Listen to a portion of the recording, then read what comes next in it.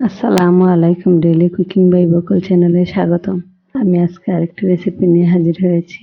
আমি আজকে বানাবো চিতই পিঠা। চিতই পিঠা শীতকালীন পিঠা।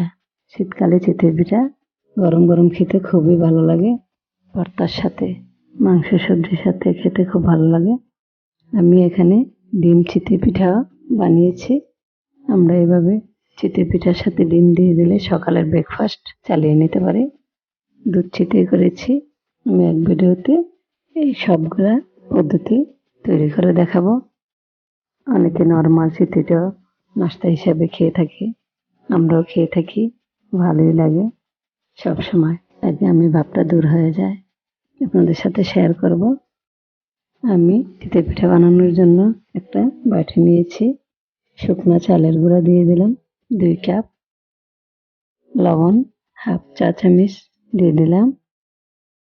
আমি এখানে হালকা কুসুম গরম পানি নিয়েছি 2 কাপ। কাপ প্রথমে দিয়েছি, পরে আরেক কাপ অ্যাড করে দিলাম। পানিটা বেশি গরমও হবে না, আবার একবারে ঠান্ডা হবে না, মিডিয়াম গরম দিতে হবে।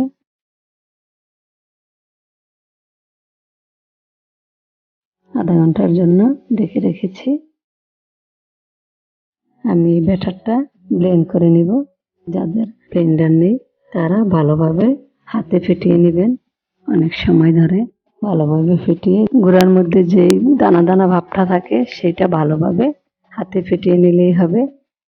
বেশি ফেটিয়ে নিলে ভালো, যতটা আঠালো হয় ব্যাটারটা, পিঠাটা ততটা স্মুথ হয় এবং ফুলে।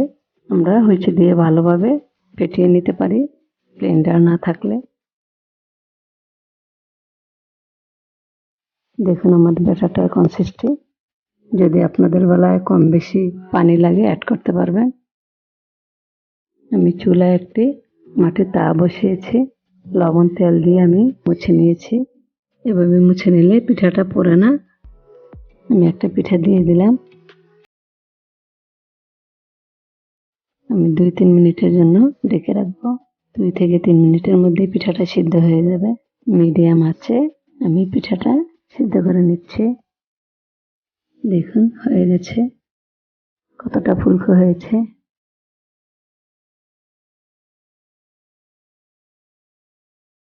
আমি আবারও মুছে নিব। প্রতিবার পিঠা দেওয়ার সময় এভাবে মুছে নিতে হবে, পিঠার গায়ে দাগ লাগে না, সহজে উঠে যায়। আবারও আরেকটি পিঠা দিয়ে দিলাম। 2 থেকে 3 মিনিটের মধ্যে পিঠাটা সিদ্ধ হয়ে যাবে।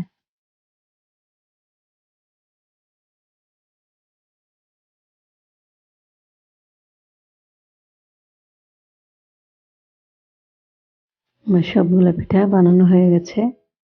আমি এখন একটি ডিমের পিঠা বানাবো। আমি চুলায় ব্যাটার দিয়ে দিলাম, দিয়ে সাথে সাথে একটি ডিম ভেঙে দিয়ে দিলাম। সামান্য লবণ দিয়ে দিলাম, দিয়ে আমি রেখে দেব।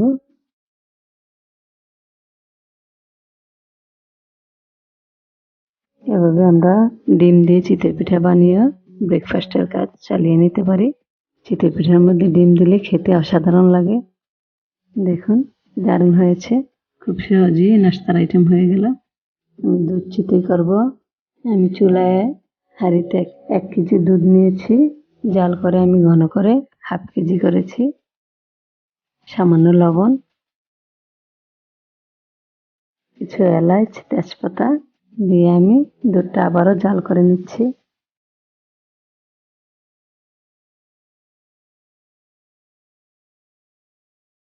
আমি এখানে খেজুরের গুড় এড করে দিলাম হাফ কাপ।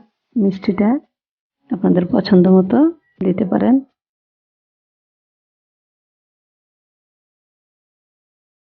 আমি দুধটা জাল করে ঘন করে নিয়েছি।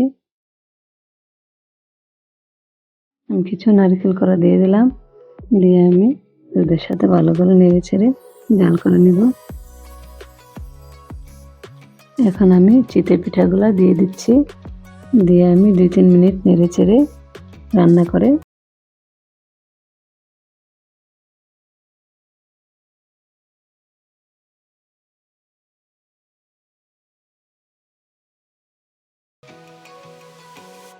দুধ চিতইটা রান্না হয়ে গেছে। এখন আমি আধা ঘন্টা ঢেকে রাখবো চুলা অফ করে। দেখুন দুধ চিতইটা হয়ে গেছে। আমরা এভাবেও বানিয়ে সকালের নাস্তা খেতে পারি। দেখুন আমার চিতই পিঠার রেসিপিগুলা সব বানানো হয়ে গেছে।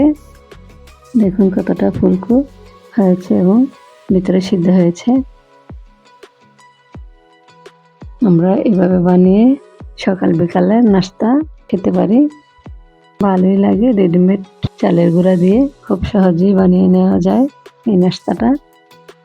ট্রাই করে দেখুন, আপনাদেরও এই রেসিপিটা ভালো লাগবে আশা করি। ভিডিওটি ভালো লাগলে শেয়ার করুন। যারা আমার চ্যানেলটি সাবস্ক্রাইব, লাইক, কমেন্ট করেছেন তাদেরকে অনেক অনেক ধন্যবাদ। আগামী দিন নতুন রেসিপি নিয়ে হাজির হব। আজ এ পর্যন্তই। আল্লাহ হাফেজ।